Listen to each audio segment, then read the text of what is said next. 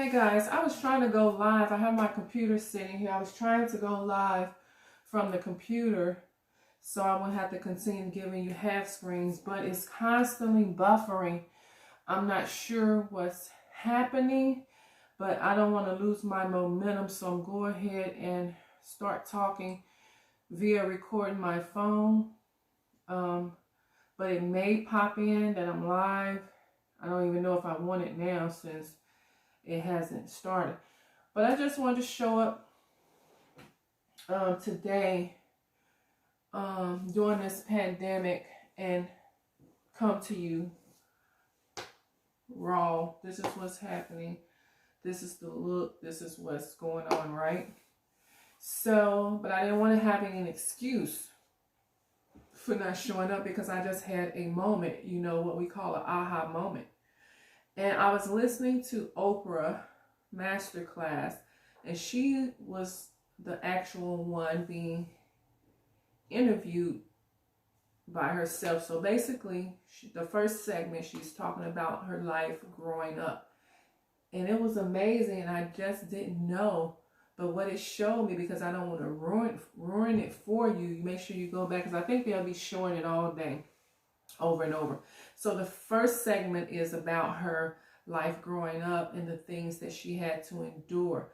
And that lets me know, you know, there's, you know, no excuse, no matter what you've been through, whatever it is that you're supposed to show up in this world to be, that's what you should strive to be. She didn't let that, how she was treated or how she grew up, to affect and stop who she was to become. And so in the next segment, she talks about how the Oprah Winfrey show became. And the reason why I'm on today is because of this one thing that she said. And she said, if you do not be you, you will never reach your full potential. I knew that, but it was like, and it was an aha moment because of what she said prior to. And she said, sorry, I'm having allergy symptoms and different things, but she said that every news station or the jobs that she had, whether it was to be a news broadcaster or a talk show or whatever, they were always trying to change her. They didn't like her nose. They didn't like how far her eyes were apart. They didn't like her hair. That was a whole nother situation for me because, you know, I love hair. I'm a cosmetology by nature and licensed. But I gotta go back to that. So she wouldn't do surgery. She said, I'm not having no one cut my face. It's crazy, you know. But so they sent her to have a makeover. So she goes to have this makeover. And this guy puts this French perm in her hair, her African American hair. And from that second on, her hair fell out. And as you know, Oprah has beautiful, thick hair. Always has. But that's how she went from the hair that she had. If you've seen any of her previous episodes, to the little afro, curly afro that she had, and I'm sure it was a valuable lesson for her. But a lot of things she just would not let them do. But she said today, you know, it's impossible to be and just show up raw. Because back then when she showed up, you know, she just showed up like I'm showing up now. But she said it's impossible today. And I understood what she means. She means that it's so much, the world of media has romanticized our looks and how we should look, till you just basically don't get no play if you show up raw. But because what she said later about being you, you know, I'm not going into a job, because normally when I come on, I'm pretty much dressed. But This is the look for the pandemic while I'm in the house. So I'm just going to show up. But I'm entitling this conversation as Be Unapologetically You. I went on ahead and turned the computer off because it was buffering and buffering and buffering, and I don't know why. But I decided to entitle this conversation Be Unapologetically You. Oprah said, we cannot live up to and be the full potential that basically inherently that is in us when God created us trying to be someone else. And she, from what she was saying about her life, she refused to be from early on what somebody else wanted her to be. She learned. So for me, I was like, wow, you have so much, so many things trying to tell you to be this, to be like this, and especially in the church world, and if you come from a family that's like that, and it's just so much. And really, that's why we have so much, I believe, mental illness as well, is because we're trying to fit into all these characters and personalities that was not meant for us. I can only be me, you can only be you, but somewhere down the line, we've lost that. And so for me right now, and I have been previously sort of kind of, but for me now during this time of lockdown, during this 2020 pandemic, I'm deciding to find out who am I? And who I am is the best thing ever. I need to be the best person that I can be. I can't be this person. I can't be that person. I can't look like this. First of all, you'll go broke trying to look like all this. Weave, ladies, is expensive, especially if you get it done right and if you want the good hair, okay? Weave is expensive. Going to the beauty shop is expensive. All these tattoos and butt, lips, breast injections are expensive unless you get it the bootleg way, and trust me, that's not what you want for your life. But I'm choosing today to really embrace who I am, because people try to make you feel less than.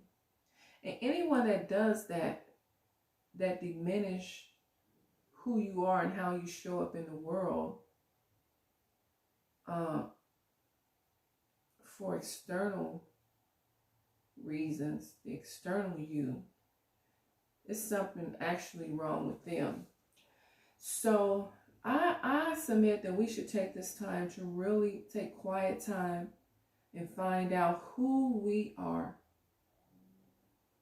And what is it that we believe our best self is supposed to be and do in this world? For me, I know it's to help people, specifically women. But like I said, people want to put all these different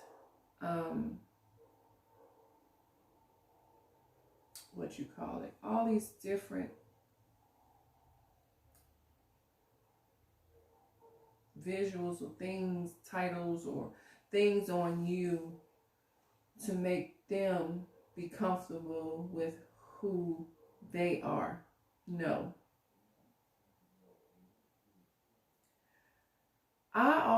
For me, just a transparent moment here, I am 50 years old, and I always feel like I'm catching up because I really felt like I was robbed of a childhood. So I'm always trying every now and then I'm trying to make myself seem more mature, and I'm really playing catch up, really, and I'm thankful for it, because I'll never be old at this point, because I don't feel like I'm 50. I don't look or feel like other 50-year-olds. I don't think like them. And so one thing I do is I have a hard time unless people get to know me. The young people hate, the old people not interested, because they feel like you're young and they don't really want to have anything to do with you. Or then when they find out, they feel in some kind of way about themselves. So I'm just kind of like that middle ground. But I look at it as God created me for a purpose, and that's to reach everyone.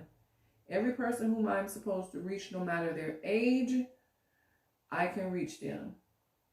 Because we're visual people, unfortunately, and so we look at the outward appearance, and so I'm going to attract the young, and my conversation is going to attract the old, and so forth and so on. But when we look at the external picture of people and we try to put them in this box, we miss out on the beauty of who they are. Right? Think about that. We miss out on so many wonderful, meaningful women relationships because we're looking at the woman, not for what's on the inside of her, but how she shows up. And we're jealous. I already created a conversation. Go back and listen to it. Called The Silent Killer. And the silent killer, ladies, is jealousy. There's no need. God created only one you. Even if you have a twin, you're you and she's she, even though you are similar, right? You have different personality. I have twin friends. I have a friend that's a twin. Hey, Linda, love you. And Tina. And I can tell the short interaction with them both, even though they have similar things and it's hilarious, they eat the same thing, they're different.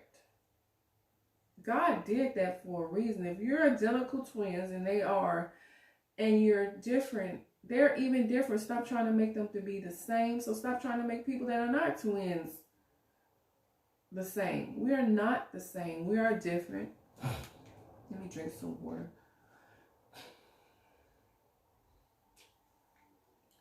And be unapologetically you.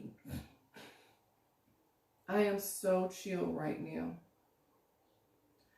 And at the place where I'm really evaluating things, as we all should, because definitely there's something to learn during this pandemic, something that needs to be learned, something that has to be learned, and so it is. But be comfortable with you. We all can't look the same. We all can't have the same careers. We can't all dress the same. We can't all be made the same. And ladies, stop altering you to get the attention that you want from the world and the opposite sex. Because you're going to attract that person that's like everybody else that's attracted to someone with a big booty and long hair and eyelashes and weaves and all this superficial stuff, right? And trust me, I'm not saying, I'm in my raw form right now. I do have a little weave in my hair. You know, I wear short hair. I just love short hair, but I don't feel like doing no hair, so that's where we at. But trust me, I'm not saying don't fix yourself up, but I'm talking, we're OCD. And we always have to check our motives for why we are doing the things that we do. And if it's for attention, it's the wrong attention. Now you attracted this individual because that's what he liked. Women with long weave and long eyelashes and big booties and boobs and tight this and just over the top heels that you can't walk in. So if you're attracting him, that's what he's attracted to. He knows nothing about you. Now you've attracted everything that you don't want in a man, because guess what? He's not going to change when he gets with you. He's going to be attracted to somebody else. It's going to be different.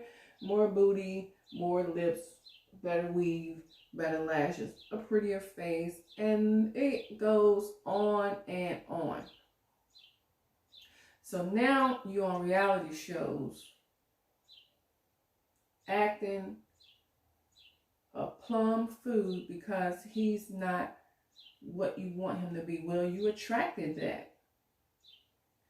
And for the guys of to come to the defense of the guys, you know, a regular guy, whatever that is, that ain't flashing, that don't have swag, and that's going to work every day, working hard, you know, and that's actually nice and respectful, you don't give him, and maybe average looking,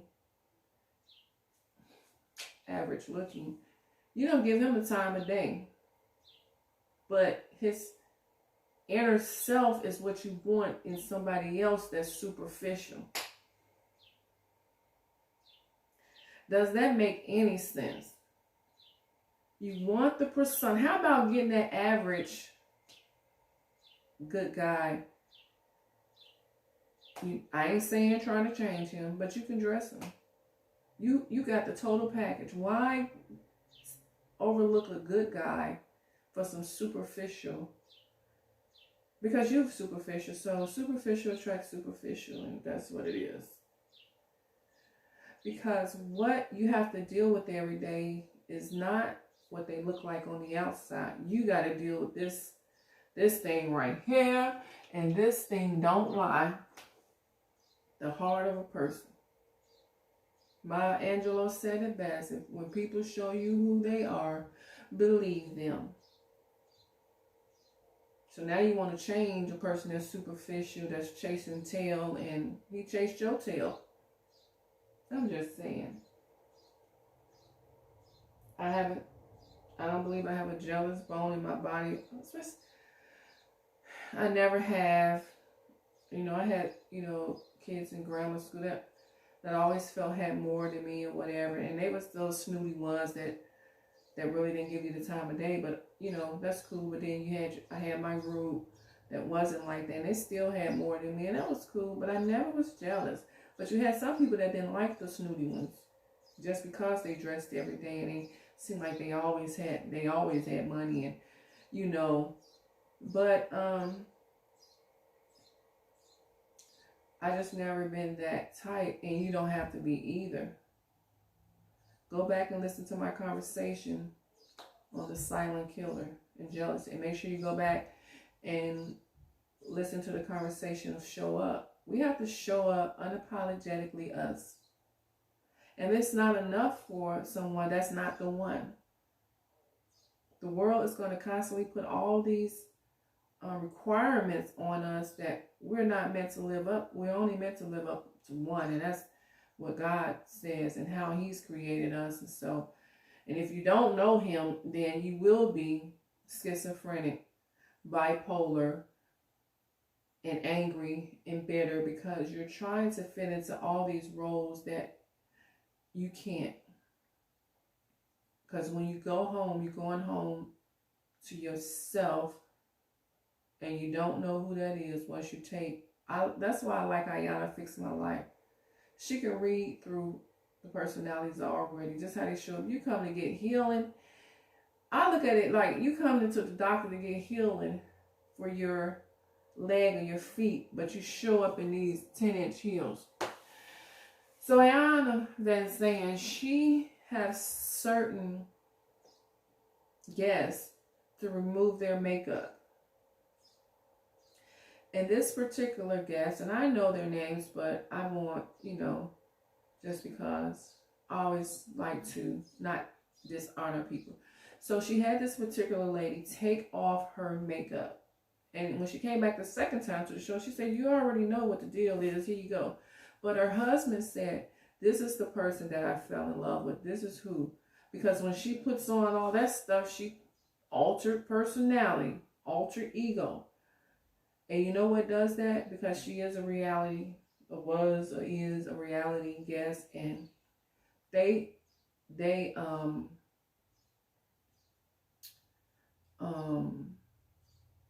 have you get on these shows and act the plum food for ratings and belittle and degrade yourself in front of the world. And we do it because of something that's in us, that's broken. But it was amazing to me that he said, this is who I fell in love with. And she really humbled herself. She turned to somebody else when she took the makeup off. And then she had another guest on that while she called Ayana to come to the show to help her family. She leaves and goes and get her hair and all this done when she's supposed to be at the recording.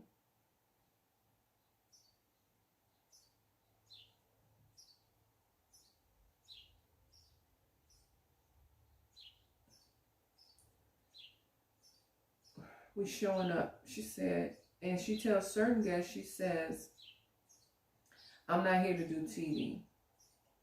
She's here to do surgery. And if you're here to do TV, then she won't be able to help them. And that's true. I just challenge everyone during this time, especially if you're at home and you really ain't supposed to be going out much anyway, but go out as you. I don't have on no lashes at this moment, no makeup. I actually came from a walk early and took a bath, and so here I am.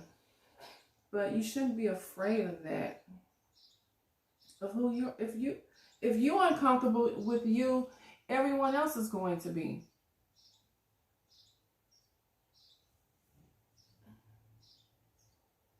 How are you uncomfortable with you? Because you're with you all the time. But if you get a chance today, I'm sure they may play it over and over. Oprah Winfrey's masterclass, and she's talking about her life growing up and how the Oprah Winfrey show began. But she said a profound thing, and she said, and I repeat, be who you're supposed to be. You. There can only be one you, and if you don't be you, you will not reach your full potential. She was her. She remained her, and you already know her credentials. So I just want to drop that in you. Think on it. Don't let fear and what others say and think. And if you're in a crowd like that, you need to change your group of friends. You know, especially if they superficial. Now, you just have some people that love to dress up, and that's just who they are. But they ain't trying to do it for no particular reason. That's why I said, check your heart, check your motives. Why are you doing this? Why am I doing it? Why do I act like this? Why? Always examine yourself. You know, you can't go to the store unless you got on lipstick, full face beat. You know what I learned about that? I'll never forget. I went to one of my ex-husband's family house, and this lady was an older lady, but she was so beautiful. And this is way before I started wearing makeup. I just wear foundation, eyeliner, lip gloss, mascara. But she was so beautiful, I thought. Well, for her age, too. And so we left the house, and then we had to run back because we had forgot something, had to pick up something. And I went to go to the door to get it. This individual opens the door, and I was scared. I thought I had went to the wrong house. And it was her. I was trying to keep my composure because it looked like the living dead. I was like, wow. Now, it's amazing what makeup does. Well, we already know what it does. But for her, I can't even say she looked her age, but she looked like she had a hard life. And based on her talking to us earlier about how mean her husband was, it probably did reflect that too, reflected. But I think the shock for me was seeing her face, as you call, beat, and then seeing her raw. It scared me. You don't want to be out. People used to see you, and then they see you again, and they don't even know who you are. I believe some people probably go to bed with makeup. Why? Because you don't want to scare the person that you with. He need to see you full raw. That's, matter of fact, that's when he need to see you, you're raw. Because then that'll tell you what type of person that he is. If he's superficial. But that's neither here nor there. But I'm saying it's like the difference between night and day. And trust me, ladies, you giving them sex is going to get old. You're going to get old. They're going to get old. And if that's all you had, guess what? That's not going to last. Because it's going to get old. You're going to lose your appetite. He's going to lose his. And you got to have something more. And sex ain't never kept a man. Because they're going to get tired of yours. And they'll go to somebody else's and somebody else and somebody else. If you're attracting that type of man, that type of person. But I'm going to go. Be unapologetically you. Your homework is to find out who you are. And be comfortable, thankful for you once you find out who you are and be the best you can be. But we've lost ourselves. We've lost ourselves. But I want to wish you well, but you can find yourself. You can find yourself. And I believe you to do so. And I believe you to come out better than when you went in. Have a fabulous day. If you're here in Virginia, the weather is beautiful. That don't mean go out to public places and gather. It just means sit outside on your porch or in your yard or walk your neighborhood or go to a trail or something. Be safe. God bless you. I'm praying for us every day.